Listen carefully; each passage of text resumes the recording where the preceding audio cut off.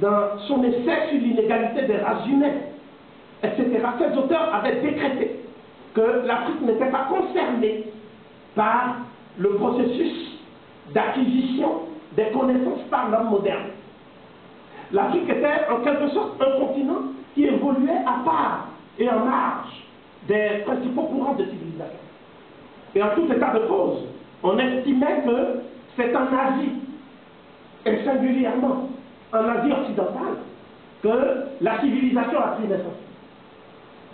C'est grâce donc à cette datation, c'est pour cela que j'insiste sur ce point, parce que nous n'aurons pas le temps véritablement d'approfondir ces questions. C'est grâce à l'accumulation de datations qu'on a renversé totalement la perspective historique. Il ressort de ces données que Cheikh Anta Diop a synthétisées dans son ouvrage intitulé « Civilisation ou barbarie, anthropologie en complaisance » en 1981. Il ressort que l'Asie occidentale elle-même, l'Europe, l'Amérique et toutes les régions qui étaient censées être, disons, entrées de façon plus précoce dans le processus d'acquisition de la civilisation, toutes ces régions avaient été non seulement peuplées à partir de l'Afrique. Nous touchons donc du doigt la question la plus importante qui est celle de l'origine monogénétique de toute l'humanité. C'est-à-dire l'hypothèse selon laquelle les hommes seraient nés à des endroits différents, n'est-ce pas? Et que cela induirait l'existence de capacités intellectuelles absolument différentes sur lesquelles on fondait, notamment les naturalistes comme Broca, Cuvier ou d'autres, on fondait la théorie de la hiérarchisation des races humaines, n'est-ce pas? Et bien cette hypothèse s'est effondrée. Mais tous les ouvrages et tous les manuels d'histoire que nous utilisons aujourd'hui dans les universités africaines sont fondés sur ces théories qui sont périmées. C'est paradoxal parce que, justement, l'histoire est écrite par les vainqueurs. Et ils donnent la version qui est conforme à leurs intérêts et à leur paradigme, leur vision de l'histoire générale de l'humanité. Et l'Afrique vit les institutions universitaires africaines, qui sont en fait des sous-produits des universités occidentales acclimatées à l'Afrique.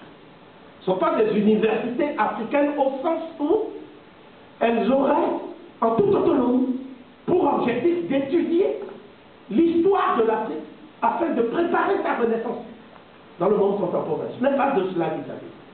C'est pour ça que ceux qui pontifient dans ces universités et qui forment des générations de chercheurs sont tous des africanistes européens qui sont acquis aux thèses, si vous voulez, de l'infériorité du monde noir, même s'ils maquillent ces théories derrière les notions de relativisme culturel, etc., etc.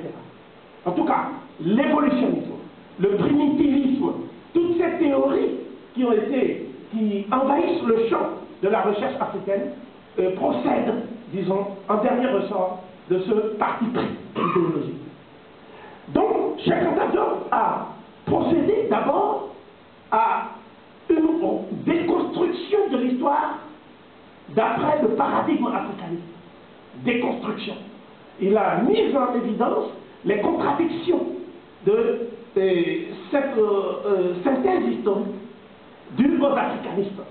C'est pour l'essentiel le travail qui a été accompli dans son ouvrage pionnier Nation nègre des cultures en 1954.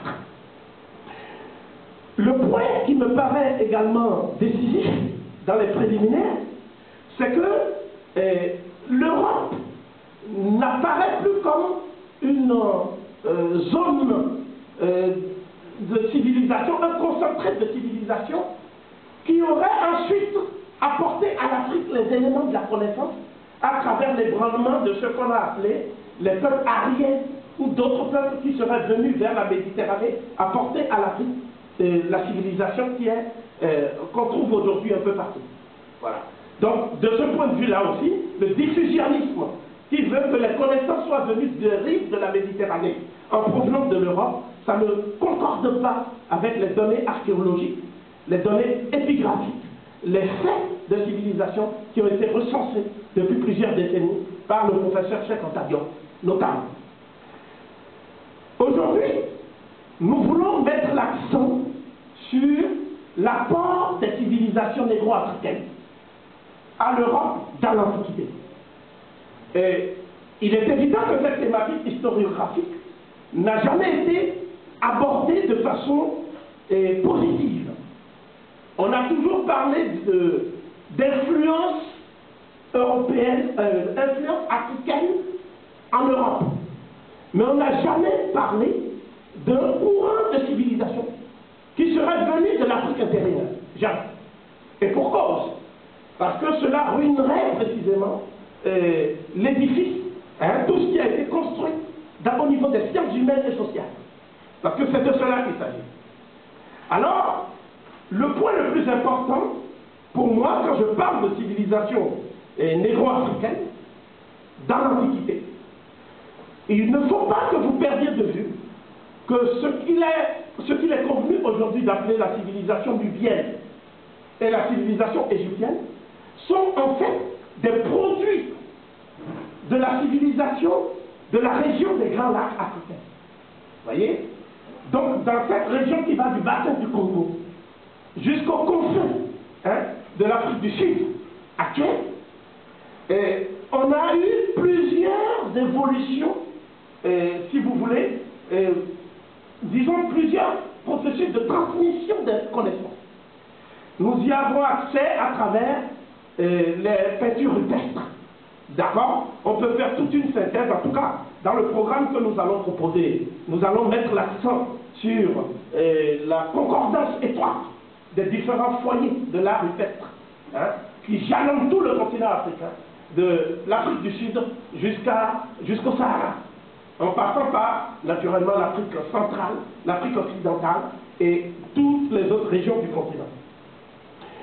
Le point sur lequel je voudrais insister aujourd'hui pour démarrer cette conférence, et cela correspond, après mes préliminaires, à la première partie de ma conférence, c'est l'émergence des civilisations négro-africaines dans l'Antiquité. La question que je soulève ici, c'est est-ce qu'il est possible de cerner le processus qui a vu par des mutations technologiques susceptibles l'éclosion d'une civilisation dans les régions méridionales de la vallée du Nil, c'est-à-dire aux sources du Nil, ce que les anciens appelaient les monts de la Lune.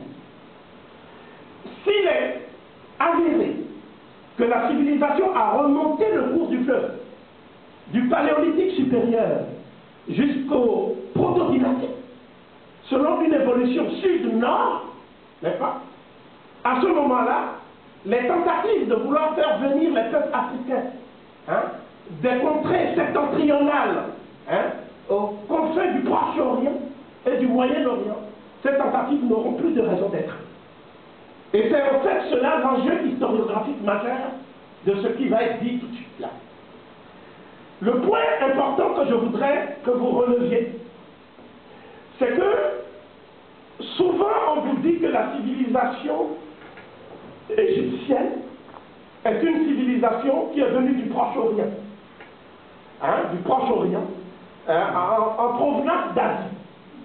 C'est la théorie de la race dynastique qui avait été développée à une certaine époque par Derry et par un certain nombre de